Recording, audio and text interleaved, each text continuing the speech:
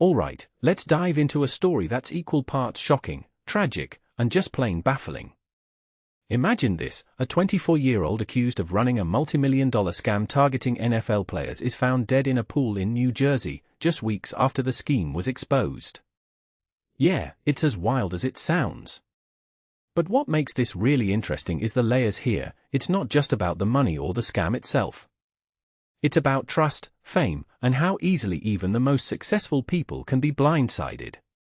Personally, I think this story raises a deeper question: how do we navigate a world where even the most promising opportunities can turn out to be elaborate illusions? Let's start with the basics. Mohamed Coulibaly, the alleged mastermind, was accused of running a fake e-commerce scheme that lured in former NFL players with promises of big returns. Here's the kicker: these weren't just random victims. We're talking about guys like Ty Crowder, Nakobe and Jalen Carter. These are athletes who've made it to the top of their game, yet they fell for this. What many people don't realize is how common it is for athletes to be targeted like this. They're young, they've got money, and they're often looking for ways to invest outside of their sport. Coulibaly, from what we know, played on that vulnerability. Now, let's talk about the scam itself. According to reports, Coulibaly convinced these players to invest in fake Shopify stores, showing them impressive sales logs to prove the stores were thriving. But here's the twist: those sales were allegedly manually inputted, basically, fake numbers to create a false sense of success. If you take a step back and think about it, this isn't just about lying with numbers, it's about manipulating trust. Ty Crowder, for example, said he felt comfortable because Coulibaly was always around people he knew. That's a detail I find fascinating: how social circles can create a false sense of security. It's like, if someone's always around your friends, you assume they're legit, right? But that's exactly what Coulibaly seems to have exploited. What this really suggests is how easily even the most basic due diligence can slip through the cracks when you're dealing with someone who seems trustworthy. Crowder invested his entire savings, $500,000, into one of these fake stores. And here's where it gets even more heartbreaking: he kept checking the store's performance, and the numbers kept going up. But the returns? Never came.